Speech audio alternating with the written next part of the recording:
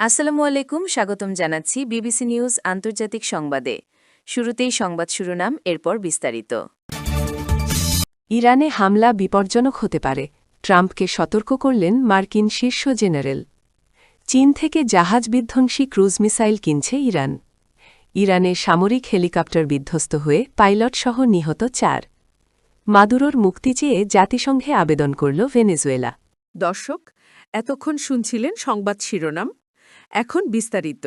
আপনি যদি ইসরায়েলের ধ্বংস চান এবং মুসলিমদের পাশে থাকেন, তাহলে ভিডিওতে লাইক করে চ্যানেলটি অবশ্যই সাবস্ক্রাইব করে দিবেন এবং আপনার মূল্যবান মতামত অবশ্যই কমেন্টে লিখে জানিয়ে দিবেন। এখন বিস্তারিত। ইরানে হামলা বিপজ্জনক হতে পারে, ট্রাম্পকে সতর্ক করলেন মার্কিন শীর্ষ জেনারেল। ইরানে হামলা করার জন্য মার্কিন নৌবাহিনী প্রায় প্রস্তুত। প্রেসিডেন্ট ডোনাল্ড ট্রাম্পের নির্দেশ পেলেই আরব সাগর থেকে ঝাঁকে ঝাঁকে যুদ্ধবিমান ও ক্ষেপণাস্ত্র উড়ে যাবে ইসলামী প্রজাতন্ত্রের ভূমিতে। তবে সম্ভাব্য আক্রমণ যুক্তরাষ্ট্রের জন্য কোনো সাফল্য বয়ে আনবে না, বরং দীর্ঘমেয়াদে দেশটি মহা বিপদের মুখে পড়তে পারে বলে ট্রাম্পকে সতর্ক করেছেন মার্কিন শীর্ষ জেনারেল।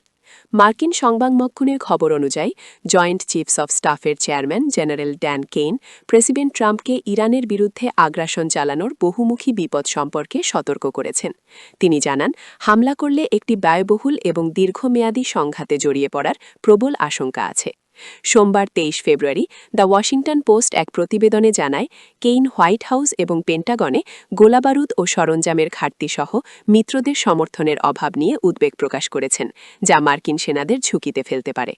একইভাবে দ্য ওয়াল স্ট্রিট জার্নাল উল্লেখ করেছে যে পেন্টাগনের কর্মকর্তারা সম্ভাব্য মার্কিন ও মিত্রবাহিনীর ক্ষতি এবং ইরানের অভ্যন্তরে হামলা চালালে মার্কিন আকাশ প্রতিরক্ষা ব্যবস্থা নিঃশেষ হয়ে যাওয়ার বিষয়ে সতর্ক অবস্থানে আছেন।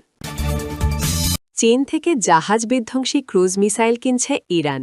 ইরানে হামলা করার জন্য আরব সাগরে যুদ্ধবিমানবাহী রণতরী আব্রাহাম লিঙ্কন মোতায়েন করেছে যুক্তরাষ্ট্র।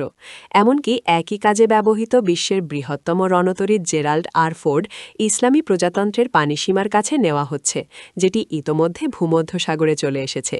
এই দুই জাহাজ দিয়ে ইরানকে ধ্বংস করার ইচ্ছা পোষণ করেছেন মার্কিন প্রেসিডেন্ট ডোনাল্ড ট্রাম্প।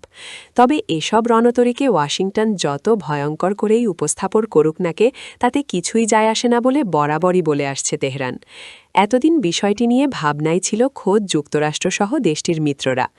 ইরান কেন আমেরিকাকে ভয় পাচ্ছে না, ঠিক কোন কারণে ওয়াশিংটনের কাছে আত্মসমর্পণ করছে না তেহরান, এই প্রশ্ন এখন পেন্টাগন ও হোয়াইট হাউসের কর্মকর্তাদের মুখে মুখে।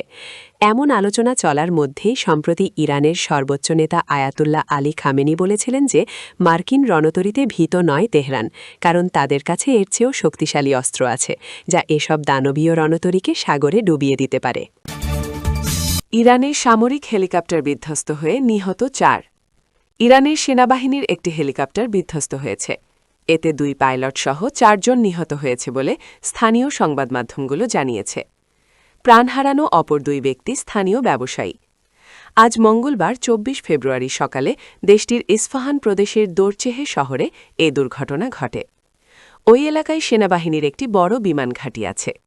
প্রাথমিক ধারণা অনুযায়ী যান্ত্রিক ত্রুটির কারণে হেলিকপ্টারটি দুর্ঘটনার শিকার হয়। রাষ্ট্রীয় টেলিভিশনে প্রচারিত ফুটেজে দুর্ঘটনাস্থলে ধ্বংসাবশেষ এবং জরুরি সেবাকর্মীদের আগুন নেভাতে দেখা গেছে। ইরানের আর্মি এভিয়েশন ট্রেনিং সেন্টারের বিবৃতিতে নিহত সেনা সদস্যদের পরিচয় নিশ্চিত করা হয়েছে। তারা হলেন পাইলট কর্নেল হামিদ সারভাজাদ এবং কো পাইলট মেজর মোজটোবা কিয়ানি।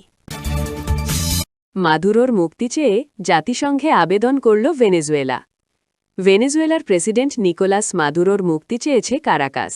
অবলম্বে তাকে মুক্ত করতে জাতিসংঘে আনুষ্ঠানিক আবেদনও করেছে দেশটি। এর আগে গত জানুয়ারির শুরুতে মার্কিন বাহিনী মাদুরোকে অপহরণ করে যুক্তরাষ্ট্রে নিয়ে গেছে। বিষয়টিকে অবৈধ বলে তীব্র নিন্দা জানিয়েছে কারাকাস। জেনেভায় জাতিসংঘ মানবাধিকার কাউন্সিলে দেওয়া ভাষণে ভেনেজুয়েলার পররাষ্ট্রমন্ত্রী Ivan Gil Pinto president Maduro এবং তার স্ত্রী সিলিয়া ফ্লোরেসের অবলম্বে মুক্তির দাবি জানান। বর্তমানে তারা নিউ ইয়র্কে বিচারাধীন অবস্থায় বন্দী আছেন।